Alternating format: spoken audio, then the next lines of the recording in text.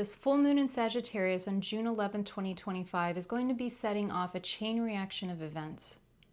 So in addition to the full moon reading that we will be doing, I'm also going to be giving us a preview of what to expect over the next couple weeks between this full moon in Sagittarius on June 11th and the new moon that will be on June 25th.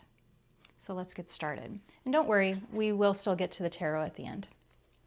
Okay, so the full moon in Sagittarius, it is going to be in opposition to not only the sun, which is always the case with the full moons. The sun and the moon are in opposition to one another in Gemini, but also it is in opposition to Jupiter at 0 degrees in Cancer, and Jupiter and Mercury are in conjunction with one another in Cancer, which means that this full moon is also in opposition to Mercury.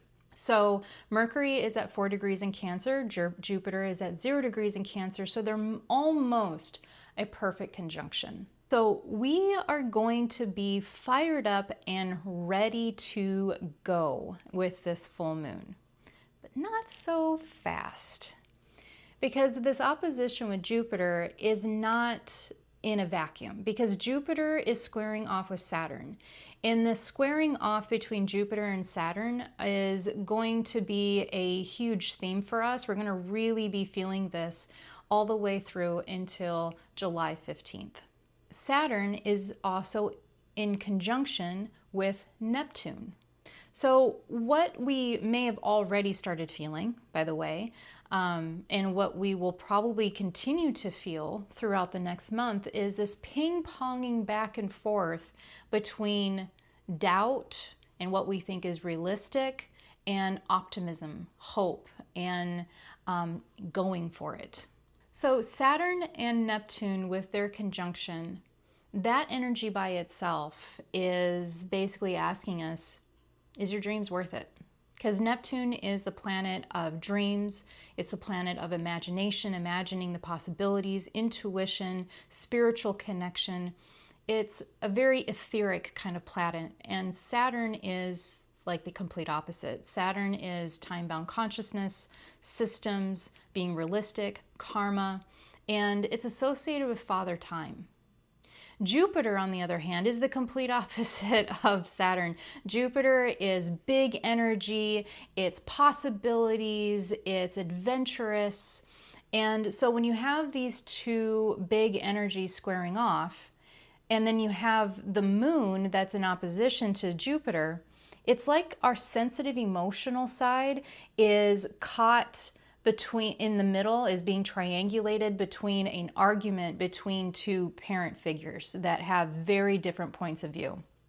And then on top of that, because both of these planets, Saturn and Jupiter, have a planet that they're in conjunction with. In this case, it's Jupiter that's in conjunction with Mercury, which is about knowledge and communication.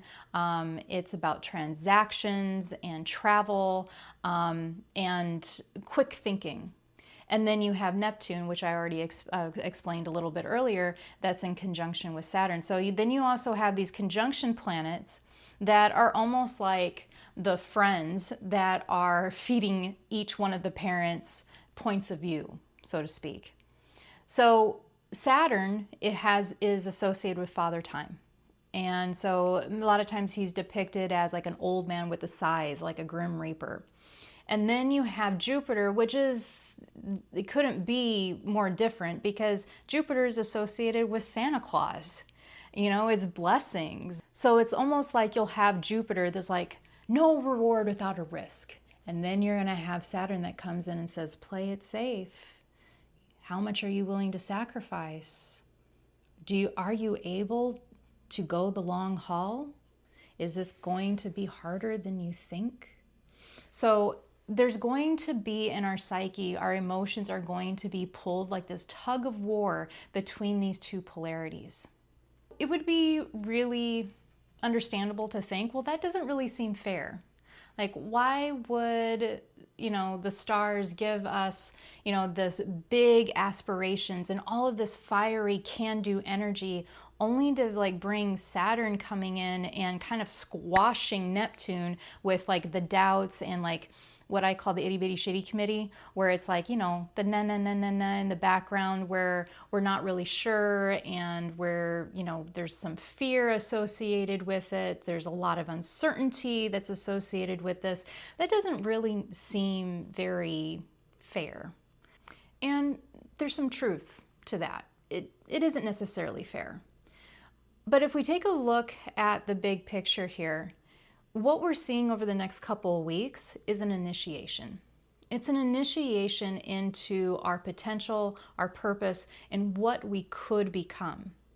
But all initiations require a strong decision and a strong commitment.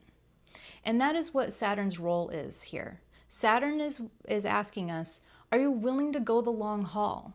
The restrictive energies of Saturn and some of these other energies that we're going to be talking about here, they are making us put the rubber to the road.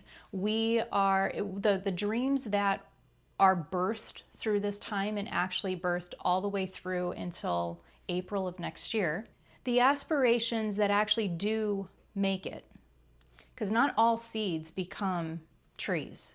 You know, that's why nature always works with redundancy, is because you're going to need 1,000 seeds and maybe a handful of those will become trees. The ones that make it are going to change our life for the long haul. So our dreams are being tested. Our resolve is being tested. And I do think that there is also an aspect of this where the decisions that we make could either expand our consciousness or could shrink us and make us smaller. So this is a really big time. This is a very significant time for us. The decisions that we make and the commitments that we make to ourselves, to our aspirations, to our heart's truest desires, and to the kind of life that we would really like to have, those are going to shape our reality perhaps for the rest of our lives. It's going to set us on a new trajectory. So this initiation is a rebirth. It's a transformation. And it's very possible, very likely I would say actually, that by April of next year, we will not be the same. Now, with Mercury being in the mix of this full moon, where Mercury is in conjunction with Jupiter, Jupiter then is in opposition to the moon, it's really important that we be careful what we ask for here, because our communication is going to be amplified and it's going to be quite powerful. It's going to be very potent. So be very conscientious of how you communicate, what you're asking for, and what you say. So if we're just shooting from the hip with our communication, we're liable to make a mistake, and that could have much larger ripple effects than what is the usual. And then that brings us, if we fast forward a bit, to June 14th. The moon will then reach Pluto in Aquarius. It will have a sextile with Saturn and Neptune, and it will square Venus that is in Taurus. So here we have the energy from the full moon we're all fired up, we're ready to go, and we may be ping-ponging back and forth between doubt and faith, but more or less we're excited about where we're going. Like that, we're feeling more or less in those few days that, yeah, it is worth it. I'm gonna go and do the thing. Psychologically and emotionally, we're feeling like we're on the right track. And then it squares off with Venus in Taurus. So Venus is in her home in Taurus. Venus is connected to beauty, and she rules resources, wealth, and Taurus is also associated with our physical health to a certain extent as well. And so because it's a square, there is a friction that's here. And so then there's like this aha moment where we're like, oh, there will be a transition that will affect our practical matters of our life. So I always say that, like, when the universe really wants us to get a message, that it will repeat itself. Well, it is repeating that we need to take exquisite care of our health at this time, both with this squaring off with Venus and Taurus, as well as what Chiron is doing, which we're going to get to here in a second as well. So we're accepting the transformational process on a psychological, on an emotional level, on a personal level, in our belief systems. We might even be able to see like how we might have certain tendencies that may have been a little self-sabotagey. All of that we're going to be okay with. But there is this unsettling piece about what, in practical terms, we may have to let go of. And these are going to be things that are going to be associated with what we consider to be our safety net. So our health, our wealth, certain relationships, our living situations, our livelihoods, our career, our social connections, networking, whatever it is that kind of creates that stability or that feeling of stability, we're going to see how these changes are going to affect that. It's going to shake it up. And that's going to be where we're going to be like, ooh, brake check. And then we have that Saturn energy that's coming back in that's like, that old guy with the sigh that's like, see, I told you so. I told you that this was gonna be harder than you thought. Don't worry. We're gonna get through it though. It's gonna be okay. Here's an analogy that I want to give you that will help kind of frame this in a way that perhaps will make it less nerve-wracking. So recently I had a plumbing issue in my home. And so we had to have contractors that came in, and I mean, it was a mess. They had to cut open the wall, they had to do sheetrocking, there was sheetrock dust everywhere. We had to reorganize the house in a way that was really messy and disorganized in order to make room so that they could work. You know, my patio was like full of stuff with a tarp over. I mean, it was an absolute mess for several days. These contractors who are coming into my home, these weren't like friends that we were hanging out and having a jovial, harmonious time and kicking back. They were necessary folks. They were people that we really needed to be there. I wasn't actually happy with the circumstances. I wasn't happy with the mess that was being made and the inconvenience that I was having to undergo.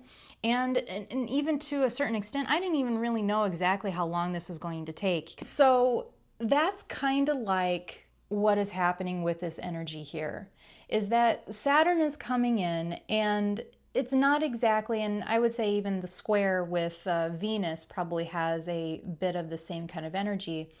And these aren't aspects that we're really comfortable with, but it's absolutely necessary if we're going to get where we want to go. The transformation that you want to make, the spiritual and the physical or practical are one and the same.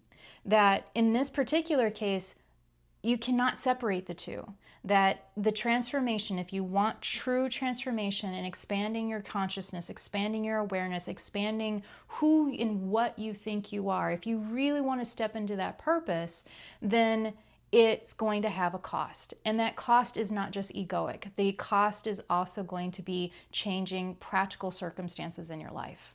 And then that segues into several days later on the 19th and on the 20th, when the moon reaches that Neptune and Saturn conjunction that is still squared with Jupiter. Mercury has moved on by this point.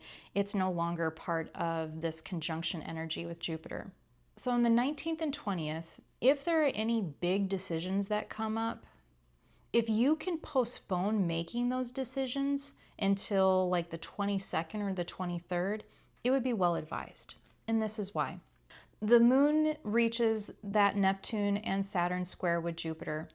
And this is when, because the moon is about emotions, Saturn is, like making us really identify the brass tacks of what our dreams are going to cost us. We're really going to be feeling that because the moon is now in conjunction to that Saturn and Neptune marriage right now. Then on the 20th, the moon then conjuncts Chiron in Aries, and Chiron is the wounded healer, and it is squaring off with Mercury that is now at 21 degrees in Cancer.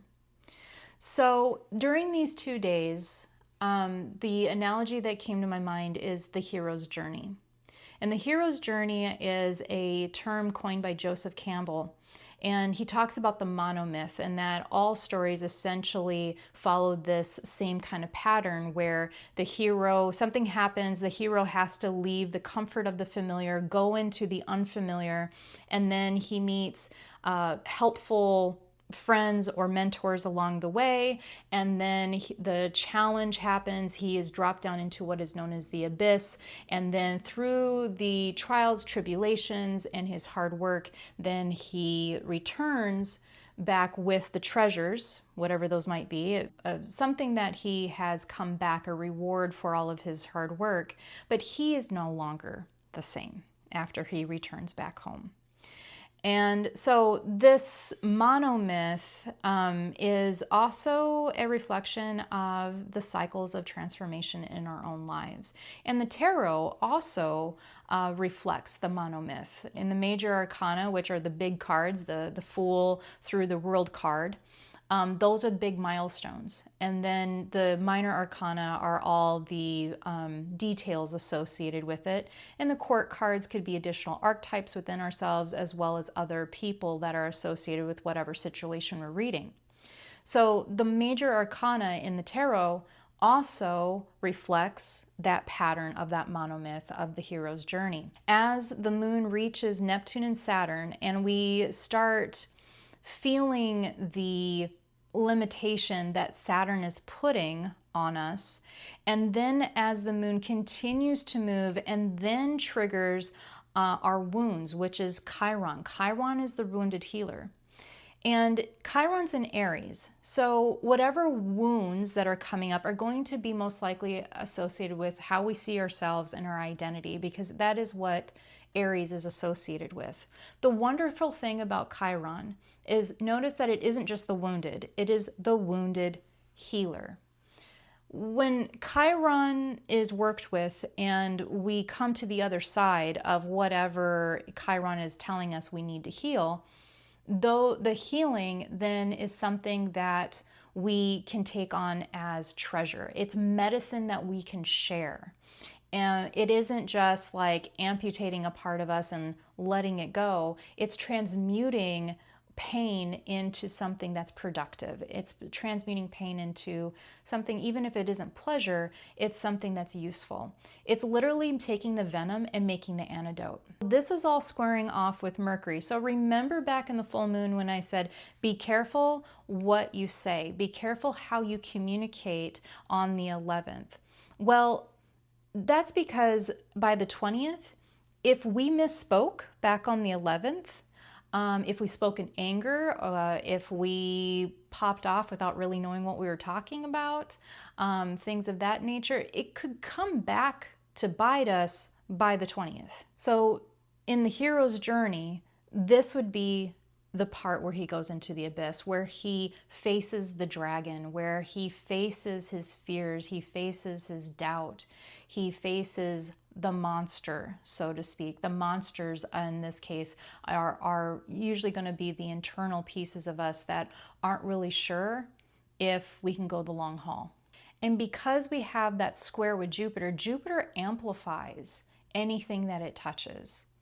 And in this particular case, it's going to be amplifying how we feel about these things. Limitation by itself is not bad. All creative process is essentially a process of limitation and elimination. So when you decide to create something, it's going to be to the exclusion of all the other options of what you could have created. That is the commitment in this initiation. Because the emotions are so amplified, we're not going to necessarily be thinking or communicating clearly. And that is only backed up by the fact that all of this is in a square with Mercury in Cancer. So Cancer is very emotional. It is a water sign. Mercury is about communication. It is in a disharmonious alignment with the planet of communication. Mercury is also how we mentally process things. It's how we understand, it's our perspective, knowledge, and research. So it's important to to keep in mind that although our emotions are valid, they're not always necessarily a clear representation of reality. Emotions are filtered through a lot of other aspects of ourselves. This is where projection comes from. So there's a lot of times in which we may make assumptions, we may magnify things in our own mind that are usually more about worst case scenario. Human beings are hardwired to be more predispositioned to the worst case scenario than the better case scenario. That's because we're hardwired for survival, not success. The survival instinct, the worst case scenario, helps us plan for what happens if we have an extra long winter. You know, our ancestors, they had to plan for those type of things. So that predisposition to imagine the worst case scenario may have been a helpful survival mechanism in ancient times. And there might be some cases even in modern times where it is still helpful. But more or less in modern times, it's like our nervous system just really hasn't caught up, because nowadays, imagining the worst case scenario and going to fear actually keeps us from manifesting the things that would truly keep us more safe. So on the 19th and 20th, it would really just be best for us all to take as much time as we can to just chill, meditate, go to yoga, keep yourself regulated, so that by the 22nd and the 23rd, when things start to lighten up a little bit, we wouldn't have made actions or decisions that are based out of just a knee-jerk reaction to some sort of fear that we have inside of ourselves. So just as the hero in the hero's journey, he always makes his way out of the abyss. And it's really in the abyss when he's overcome the fear and the doubt. I mean, it really, in that 19th and 20th, if we can, all we really have to do is just relax into the discomfort. If we can do that and not allow ourselves to just get sucked back into fear and doubt and go back to the familiar, go back to what we know, and to abandon ourselves, if we don't do that, and we just let ourselves have a few days to just be with what is, then by the 22nd and the 23rd, we would have been at the place in the hero's journey where the hero is starting to make his way back with the treasure. On the 22nd, we have the moon reaching Venus at 19 degrees in Taurus. And then on the 23rd, we have the moon reaching Uranus at 29 degrees in Taurus. So now all of that perspective that we had earlier, where we really had that kind of that aha moment of like, oh, this is going to require more than just like an egoic transformation. This is going to require me to transform and to let go of and to step into uncertainty with things that are practical in nature. All of that comes back into play when on the 22nd and the 23rd, but now like there is this newfound acceptance around that, and because we face the fears and because we face the doubt in that abysmal place on the 19th and 20th, there's like a renewal of faith in ourselves. We're going to be in a much better place to make decisions from a rational, pragmatic, objective point of view. So if you need to make some big decisions in that week, wait until the 22nd and the 23rd if you can. And it's also important to note that Uranus is at the very tail end of its time in Taurus. On the 7th of July, it's going to slide into Gemini. Now, Uranus stays in a sign for 7 years. So it changing signs is a big deal, and it changes big energy across society, not just for us personally. And it's definitely not afraid to let go of things, to dismantle the old in order to create the new. So on the next new moon video, we're going to be taking a closer look at what Uranus has in store for us as it goes into Gemini in the first week of July. So with all that being said, with all the transformative energy that is going on, All of us are being initiated into our new potential. If you think back to last year, there was definitely an energy of like, you know, wait for it, wait for it, wait for it. And in the last 6 weeks or so, it's like that racing gun has gone off and we're off to the races. And now that things are happening and things are moving, it might feel a little bit like a bumpy road. So my experience tells me that how we ask a question very much determines the quality of answer that we get. It's just like any other kind of communication. So I'm going to ask, what do we need to know or do over the next couple of weeks to help us optimize our chances for success in the near future?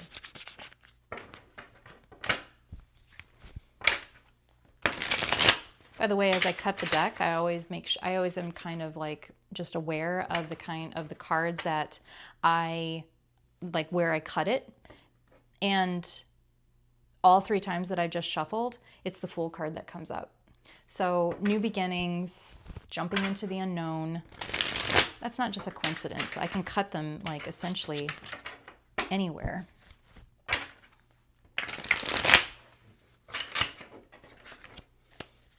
And one more time. What do we need to know or do for the next couple weeks to maximize our success?